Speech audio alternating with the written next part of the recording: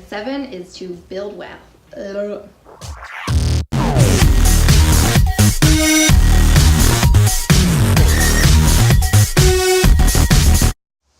Hi everyone, welcome back to my channel. Hello to those of you that are new. I am Alexis with The Honest Home Life, where we're talking budgeting and financial tips and tricks, homeschooling and fertility, anything homemaking. So today is a requested video on how my husband and I are getting out of debt, what steps we're taking, and how we're doing it quickly. We started our debt-free journey loosely in August and got pretty serious in October, and we've paid off quite a bit since then. I don't know if we're quite ready to divulge the numbers of how much we've paid off, but we'll just say right now it's a decent amount. We're making progress, and we are just so motivated and ready to get this debt gone. So, we are following the Dave Ramsey plan. For those of you who don't know, I'm about to explain it. For those of you who have heard of Dave Ramsey, awesome. It is surprising to me. I thought that most everybody out there has heard of Dave Ramsey, is aware of Dave Ramsey and his plan, and I am coming to find out that that is not the case. So that has been interesting, just learning that little fact. So here we go. There are 7 plans There are 7 steps to getting out of debt and setting yourself up for financial freedom and to be responsible with your money. The first 2 are the ones that are dealing with the meat, as far as getting out of debt, and the rest are setting you up for financial freedom and responsibility of your money for the rest of your life. So let's get started. Number 1 is to set aside $1,000 in an emergency fund. This money also, you don't want it in your sight. You want to move it out. You want to put it in a savings account, another bank account, somewhere where you do not see it. You are not tempted to touch it or use it unless it is an absolute emergency. But it is there for that rainy day when we all know that things come up, that our cars go bad, there is an unexpected life event, unexpected, like major events that you need your money and fairly quickly. So that is what the emergency fund is for. It is not for vacation. It is not for fun. It is not for just dipping in every now and then. It is for true emergencies. A little side note here, I will just say, Dave Ramsey's recommendation is $1,000 because later in the plan, you will set up a bigger emergency fund. This is just to get you started, to provide you a little bit of safety before you start paying off your debt.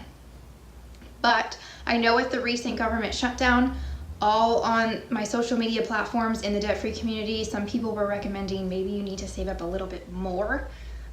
So if that is you, if you are in the government and you fear that happening again, or just maybe your job is not in the most secure place and you feel like you need a little bit more, that is totally up to you. I'm just saying what Dave recommends and what he says works. This step should not take long though, because your goal is to get to your debt, get to paying it off and paying it off quickly. So I will just leave that up to your discretion. I am just recommending what he says. So I do keep looking down because my notes are down here.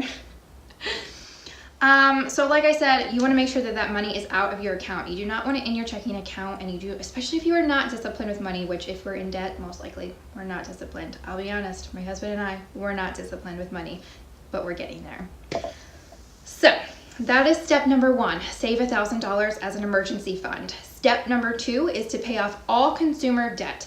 So this includes credit card loans, personal loans, student loans, car loans, I don't know if I already said that, medical bills, anything and everything that is not mortgage. That will come up later in the plan. So then you're going to write all your loans down, get them all together, figure out what all exactly you have, and then you're going to list them from smallest to largest. So you might have a medical bill that's $32. You're going to list that, and it's going to be your smallest. And then you might have a student loan that's $18,000, and that might be your largest. There you go. It's really not that hard. The only thing that might be confusing is, for example, I had a student loan that was one big umbrella loan, but then it was broken down into 4 separate loans. So you do break those loans out, and you do list them from smallest to largest. And you're not necessarily going to be paying on all 4 of those loans in a row. We paid on 2 of my loans under that one umbrella loan. then went to 2 of my husband's loans, and then came back and finished up my other 2. It's just how they fell from the smallest to largest. I hope that makes sense. If you have any questions, definitely leave them below and I will try and clarify that. And also in this step number 2, when you're paying off all your consumer debt, is to stop retirement contributions. Even if your company is matching, stop it. It's only temporary. It should not be that big of a deal in the long run, but you want as much money in your pocket as you can to be putting all towards debt. And Dave Ramsey has a term called gazelle intense. I'm telling you, you will become so motivated, so passionate, and gazelle intense. So gazelle intense just means to, put your pedal to the metal. You're going full steam ahead. You're just raring to go, wanting to get this paid off as quickly as possible. And once you start seeing the progress you're making and you're putting more money back into your snowball, because that's what you're going to do, you're going to pay off your loans, and then you're going to take that amount, so say that $32 of your medical bills, and then you're going to put that $32 into your next loan, and those so forth, thus it being called the snowball. You're going to get motivated. You're going to be so excited, like, oh my goodness, we're doing this. We can do this. We got this. Dave Ramsey also has some sayings that he likes to say all the time on his podcast, which, yes, my husband and I listen to that all the time in the car. He says, live on beans and rice and beans. You got to do what you got to do to save money. And I am going to be posting a video in the very near future on how to start a budget and what to be cutting from your budget. He also says, live like no one else so that later you can live like no one else. Thus meaning you might have to make sacrifices now this short time, but in the long run, you're going to be so financially free that you're literally going to live like no one else. Because I don't know if you realize the statistics on debt. It is crazy. He gives the statistics in his book, but it's like the majority of America is living in debt. So it might take a little sacrifice, a little bit of work and discipline right now, but it's going to set you up for a better future. So it's totally worth the sacrifice. You obviously have to work hard. If you feel like you're on what the Instagram community calls the tiny shovel team, where you feel like you're not making progress very quickly, you might be a 1-income household and it's going to take you a little bit longer. Again, you might have to sacrifice and pick up some extra side hustles, extra jobs on the side to really start getting this paid down.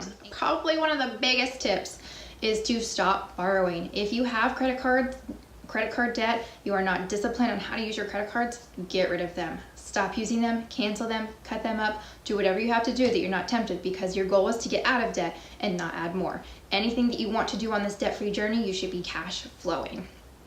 Meaning you're paying cash, you're not putting on a credit card. So that is the gist of baby step number 2. That is just essentially paying off all your debt except for your mortgage. That's where my husband and I are right now. And I'm telling you, to me, it's so motivating. 3 is to finish up your emergency fund. So like we mentioned before, you're going to save up 3 to 6 months worth of living expenses. So you'll have that little nest egg in case you lose your job or anything major happens, God forbid. Step number 4 is you're going to maximize your retirement. Step number 5 is you're going to start saving for your kids' college if you have kids and if that's your plan. Step number 6 is to pay off your mortgage. So step 4, 5, and 6 can all be done at the same time. Retirement, college, and paying off mortgage. 7 is to build wealth. Self-explanatory, guys. You're going to be financially free, and you're going to be able to give. You're going to be able to go blow money responsibly. But yeah, he actually on the podcast today, someone asked if they could go blow $20,000 on a vacation. They had everything set in stone for retirement. They had all their debt paid off. They had a nest egg saved up. He's like, go blow it. Like, if that's what you want to do in life, go do it. So it might be a little bit of work and sacrifice now, but guys, it's going to all be worth it in the end. So if you have any questions, leave it below. I hope I did not rant and ramble too much. I hope that made sense. I totally recommend his book, The Total Money Makeover by Dave Ramsey. And also download his podcast. Listen to it when you're in the car. I'm telling you guys, it makes a difference and it keeps you motivated. So, like I said, look forward to my how to make a budget and what to cut from your budget videos coming up in the near future. Another thing that is essential is that if you're married, if you're doing this with a spouse, is to definitely, you'd have to be on the same page. But I will talk more about that in my other videos. So, thank you for joining me. Make sure to like this video if you like it, give it a thumbs up, and subscribe below to see my future videos on budgeting. Bye guys.